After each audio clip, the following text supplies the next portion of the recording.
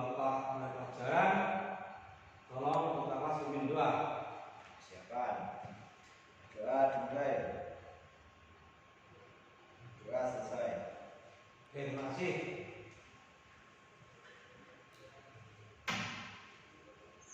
Sebelum Bapak mulai pelajaran hari ini, Bapak absen dulu. Danang Hadir. Ahmad Nurpolis, Hadir. Ratnawati, Hadir, Pak. Suci. Tidak hadir, Pak. Kenapa Suci tidak hadir? Izin untuk kepentingan keluarga. Oh iya, semoga pokoknya pas selesai. Oke, melanjutkan dia. Ya, Pak. Untuk pelajaran kemarin, kira-kira anak-anak tidak ada yang ingat? Masih, Pak. Masih. Oke, kalau masih berarti kalian semua belajar ya. Ya. Tolong untuk Danang sebutkan pembagian kekuasaan vertikal. Pembagian kekuasaan secara vertikal itu Pak. Pembagian kekuasaan menurut tingkatnya, yakni pembagian kekuasaan antara beberapa tingkatan pemerintah. Oke, yang kedua untuk Olis, sebutkan pembagian kekuasaan horizontal. Kira-kira apa, Olis? Pembagian kekuasaan menurut fungsi lembaga tertentu, legislatif, eksekutif, dan yudikatif. Pak. Oke.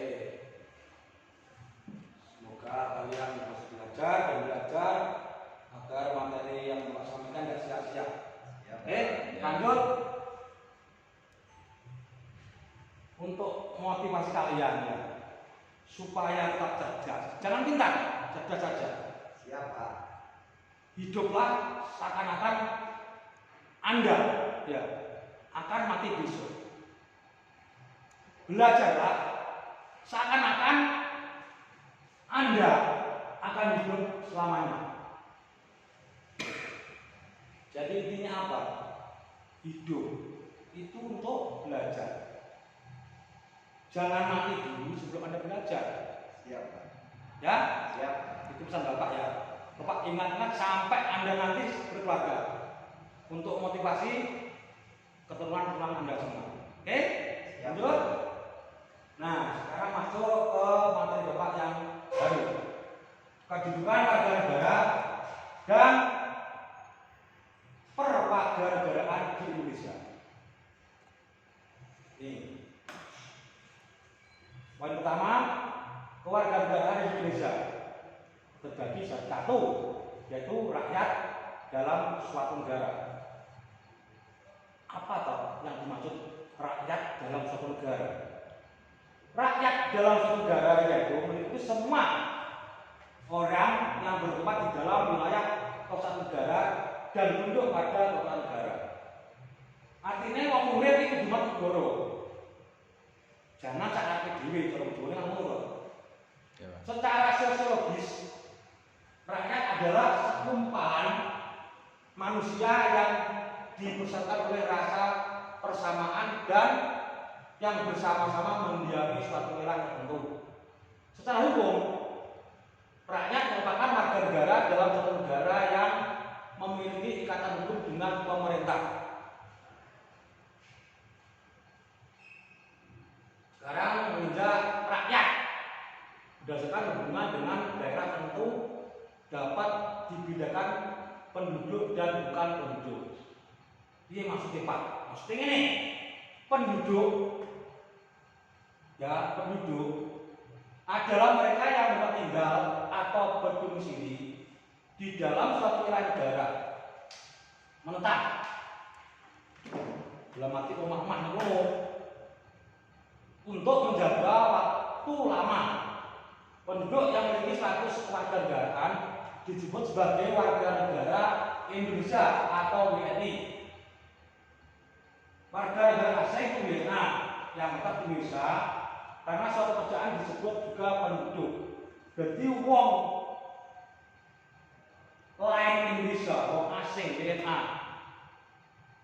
oleh tetap Indonesia oleh dan dibentuk warga Indonesia dalam hal mereka bekerja atau mencari pekerjaan. Yang kedua, bukan penduduk. Pokoknya Pak, mau penduduk, jadi bukan penduduk. Bukan penduduk, artinya mereka yang berada di dalam suatu wilayah negara hanya untuk sementara waktu. Contoh para turis atau negara kan bulan,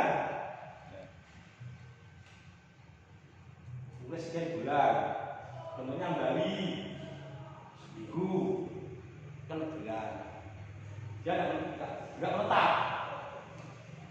Sekarang menginjak rakyat berdasarkan hubungan dengan pemerintah negaranya dapat dibedakan warga negara dan bukan warga negara. Warga negara di sini artinya mereka yang berdasarkan hukum tertentu merupakan anggota dari suatu negara dengan status kewarganegaraan WNI, WNA asli atau warga negara keturunan asing. Warga negara juga dapat diperoleh melalui proses naturalisasi. Dua, bukan warga negara atau orang asing ialah mereka yang berada pada suatu negara tetapi secara hukum tidak menjadi anggota negara yang bersangkutan, namun tunduk pada pemerintah di mana mereka berada, duta besar, kurator asing dan sebagainya. Lanjut. Tadi kan ayat, sekarang menjadi B, asas kewarganegaraan. Penentuan status kewarganegaraan asing digunakan untuk satu, status aktif. Maksudnya dengan melakukan tindakan-tindakan hukum tertentu secara aktif. Yang kedua, status pasif. Artinya tanpa harus melakukan tindakan hukum tertentu. Seseorang dalam satu negara pada dasarnya memiliki hak. Ayo apa yo? Hanya menurut dunia. Satu, hak opsi. Berarti seorang warga negara itu berhak mendapatkan hak opsi. Artinya untuk memiliki suatu kewarganegaraan atau dalam status aktif. Yang kedua, hak repudiasi adalah hak untuk menolak suatu kewarganegaraan dalam status pasif. Kira-kira sampai materi ini anak-anak bisa memahami? Bisa, Pak. Alhamdulillah. Sekarang menginjak penentuan kewarganegaraan dapat dibedakan menurut asas. Dapat dibedakan menurut asas. Ya. Satu, lusuri. Penentuan asas kewarganegaraan berdasarkan daerah atau negara tempat di mana dia dilahirkan. Contoh, seorang yang dilahirkan di negara A, maka ia akan menjadi warga negara A. Walaupun orang tuanya adalah warga negara B, contohnya Inggris, Mesir, Amerika, dan lain-lain, itu bisa dikatakan menjadi warga negara A. Yang kedua, lus sanguinis. Penentuan asas kewarganegaraan berdasarkan pertalian daerah atau keturunan dari orang yang bersangkutan. Contoh, seorang yang dilahirkan di negara A, tetapi orang tuanya warga negara B, maka orang tersebut tetap menjadi warga negara B atau dianut oleh negara RRC. Lanjut. Sekarang menginjak ini yang C, B, sekarang yang C. Penduduk dan warga negara Indonesia tertuang dalam pasal 26 Undang-Undang Dasar 45 perihal warga negara dan penduduk, yang isinya yang menjadi warga negara ialah orang bangsa Indonesia asli dan orang-orang bangsa lain yang dipisahkan dengan undang-undang sebagai warga negara. Dua, penduduk ialah warga negara Indonesia dan asing yang bertempat tinggal di Indonesia. Terakhir, hal-hal mengenai warga negara dan penduduk diatur dengan undang-undang. Jadi ini isi dari pasal 26 Undang-Undang 45 tentang negara warga negara. Lanjut. Penduduk Indonesia berdasarkan industri statistik Riesling, panel di Waco ya. Tahun 1997 terbagi dalam 3 golongan. Jadi berdasarkan industri statistik tahun 1997 terbagi dalam 3 golongan. Ya. Penduduk Indonesia terbagi dalam 3 golongan. 1. Bangsa Belanda. Apa Pak? Penduduk Indonesia pakai bangsa Belanda? Itu sejarah. Yang kedua, bukan bangsa Belanda, tapi orang yang asalnya dari Eropa. 3. Bangsa Jepang atau untuk kepentingan hubungan perdagangan. Yang 4. Orang-orang yang asal dari negara lain yang hukum keluarganya sama dengan hukum keluarga Belanda, contohnya Amerika, Australia, Rusia, Amerika, dan seterusnya. Sekarang menginjak golongan timur asing yang seperti di atas, golongan Cina, Tionghoa, dan golongan timur asing bukan Cina, contohnya orang Arab, India, Pakistan, dulu apa itu, Mesir dan lain-lain. Sekarang golongan bumi putra Indonesia yang meliputi 1. Orang-orang Indonesia asli serta keturunan yang tidak memasuki golongan rakyat lain. Yang kedua, orang yang ulama tertentu tergolong dalam tergolongan rakyat lain lalu masuk dan menyelesaikan dengan golongan Indonesia. Nih. Sekarang menjadi kedua kedudukan warga negara dan kewarganegaraan di Indonesia. Kedudukan warga negara. Kedudukan warga negara di negara di dalam kedudukan warga negara di dalam suatu negara sangat penting statusnya terkait dengan hak dan kewajiban yang dimiliki. Jadi, urip ning donya warga kuwi yo duwe status, yo duwe hak, ning yo duwe kewajiban. Nah, itu perbedaan status kedudukan sebagai warga negara sangat berpengaruh terhadap hak dan kewajibannya, baik yang mencakup bidang politik, ekonomi, sosial, budaya maupun hankam. Sekarang hak dasar sebagai bangsa yang merdeka dan berdaulat serta bebas dari segala macam bentuk penjajahan. Ini tertuang dalam pembukaan Undang-Undang Dasar 1945 alinea 1 dan hak dasar sebagai warga negara. Isinya, nah ini isinya. Tolong dicatat. Kalau Bapak menjelaskan terlalu banyak, naik. Sekarang kewajiban dasar sebagai warga negara. Nah ini kewajiban dasar sebagai warga negara. Kewajibannya wong ning dunya ki nyapa to negara. 1. Menjunjung tinggi nilai kemanusiaan dan keadilan. Itu yang tertuang dalam pembukaan Undang-Undang 45 alinea 1. Yang kedua, menghargai nilai-nilai persatuan, kemerdekaan dan kedaulatan bangsa. Itu tertuang dalam pembukaan Undang-Undang Dasar 45 alinea 2. Yang ketiga, menjunjung tinggi dan setia kepada konstitusi negara dan dasar negara. Ini tertuang dalam Undang-Undang 45 alinea ke-4. 2. Kewajibannya warga negara membayar pajak untuk negara. Itu pasal 23 ayat 2. Menjunjung tinggi dan pemerintah. Ini tertuang dalam ini pasal 7. Ikut serta dalam usaha hankam negara. Ini jelas dalam pasal 30 ayat 1. Menghormati bendera negara Indonesia. Nih, 5. Yang ini sekalinya menghormati bahasa negara bahasa Indonesia. Jadi ada ini ngaji ini bahasanya dewi, bahasanya dewi tidak iso, ini bahasanya kasih kok malah iso. Lah kuwi sing salah sapa? Nah, junjung tinggi lambang negara. Terakhir, menghormati lagu bangsa Indonesia. Bisa rakyat dengan ya. Ojo lagu sing peneko, lagu dhewe apal. Lanjut. Sekarang menuju hak warga negara dalam pelaksanaan demokrasi Indonesia. Nih, hak warga negara dalam pelaksanaan demokrasi Indonesia.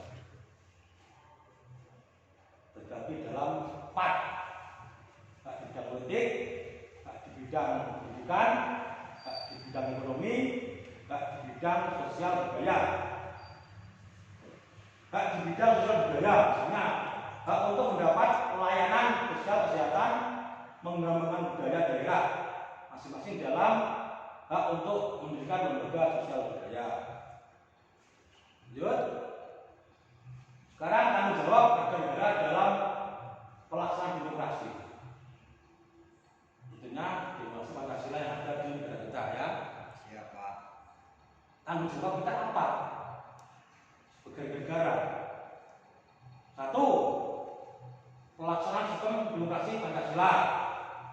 2. Bertanggung jawab dalam pelaksanaan pemilihan umum secara langsung, umum, bebas, rahasia, serta jujur dan adil, atau luber ya artinya ya. Bertanggung jawab dan pemerintahan Republik Indonesia. Bertanggung jawab usaha pemberdayaan negara. Yang terakhir, bertanggung jawab pelaksanaan hak-hak asasi manusia, mempertahankan dan mengisi kemerdekaan Indonesia. Nah, sekarang tentang kewarganegaraan di Indonesia. Maaf, Bapak, sebentar. Ya, kemang nih nanti. Siap. Menurut Undang-Undang Dasar Nomor 62 tadi ya, tahun 1958 yang dapat memperoleh kewarganegaraan Indonesia. 1. Mereka yang menjadi warga negara menurut undang-undang atau peraturan perjanjian yang terlebih dahulu berlaku. Artinya berlaku sebelum. Yang kedua, kelahiran. Yang ketiga, adopsi melalui pengadilan negeri. Yang keempat, anak-anak di luar perkawinan. Iki anak-anak di luar perkawinan. Nanti saja jelaskan ya sama sekarang. Yang kelima, kewarganegaraan atau naturalisasi. 6. Setiap orang asing kawin dengan seorang laki-laki Indonesia. Untuk anak-anak yang belum berumur 8 tahun atau belum kawin mengikuti ayah atau ibunya, disebut asas sanguinis. Terakhir, anak orang asing dan tidak mempunyai hubungan hukum dengan ayah atau ibunya yang orang asing itu dapat menjadi warga negara Republik Indonesia setelah berumur 21 tahun atau sudah kawin melalui pernyataan. Dua syarat dalam memperoleh warganegaraan Indonesia menurut Undang-Undang Nomor 12 tahun 2006. Apa syarat-syaratnya? Ini telah berusia 18 tahun atau sudah nikah. Ya. Pada waktu mengajukan permohonan sudah bertempat tinggal di wilayah negara Indonesia paling singkat 5 tahun berturut-turut atau paling lama atau paling singkat 10 tahun tidak berturut-turut. Yang ketiga, sihat jasmani dan rohani. Tentunya ini orang yang sihat, orang waras ya. Yang keempat, dapat berbahasa Indonesia serta mengakui dasar negara Pancasila dan Undang-Undang Negara Indonesia tahun 1945. Yang kelima, tidak pernah dijatuhi pidana karena melakukan tindak pidana yang diancam dengan pidana penjara 1 tahun lebih. Yang ini, jika dengan memperoleh kewarganegaraan Republik Indonesia tidak menjadi kewarganegaraan ganda. Jadi lawas sing Indonesia orang jadi penduduk negara lain.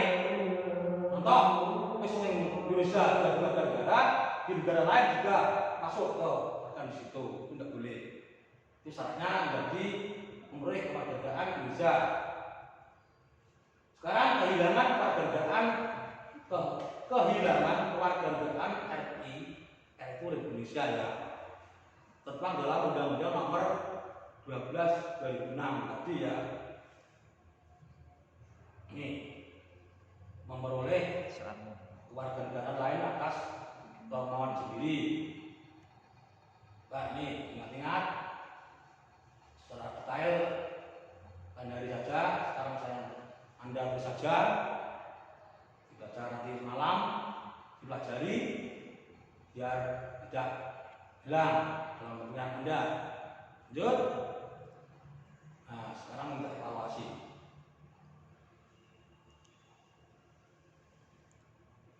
Kira-kira Anda siap untuk mendapat evaluasi dari Bapak? Coba pelajari dulu.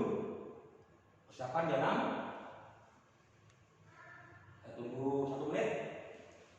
Kalau siap, pertanyaan saya ajukan ke kamu. Siap, Pak.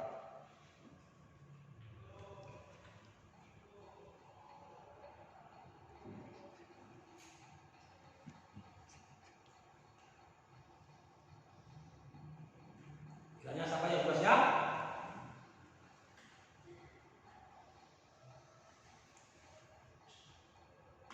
Panjang lebar tadi Pak jelaskan. Masa 2 pertanyaan aja tidak mampu, tidak bisa. Siap, Pak. Nah, sekarang evaluasi pertanyaan yang pertama. Saya sampaikan ke Danan. Nan, bagaimanakah kewajiban negara terhadap warga negara yang memiliki keterbatasan ekonomi dan sosial?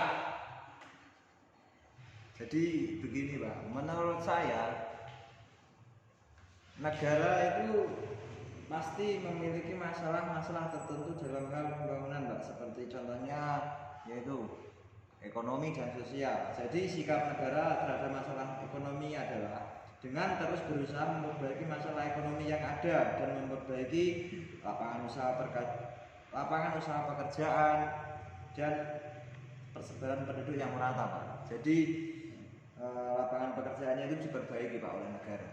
Jadi bisa mengangkat ekonomi dan sosial. Oke, untuk yang kedua, untuk ya saja. Siap. Tolong ditulis sebelum masuk kesimpulan apa yang Bapak jelaskan tadi. Tolong apa yang Bapak sampaikan betul-betul dipelajari. Siap. Karena minggu depan Anda semua sudah masuk semester terakhir, ulangan akhir. Antara naik dan tidaknya terserah dalam belajar Anda. Jadi kesimpulannya materi hari ini,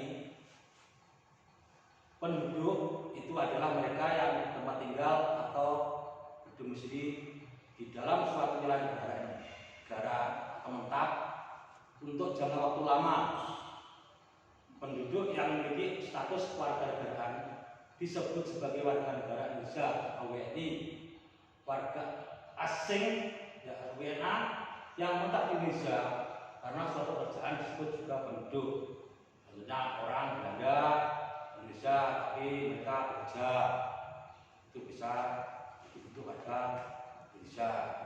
Dua, bukan penduduk, adalah mereka yang berada di dalam suatu wilayah negara hanya untuk sementara waktu. Contoh para turis antar negara, itu banyak turis yang datang ke Indonesia itu bukan penduduk, tapi mereka itu hanya turis, berkunjung, wisatawan. Yang ketiga, warga negara.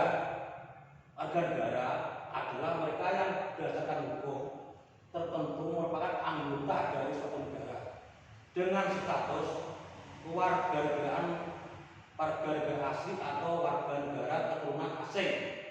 Warga negara juga dapat diperoleh melalui proses naturalisasi.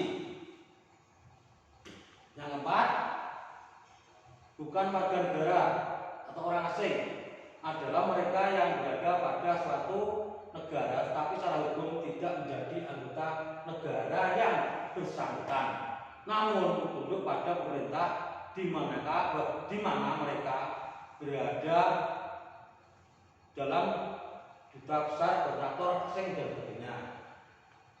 Ya, itu yang Pak sampaikan. Tapi kisahnya itu sekarang menunjuk tugas.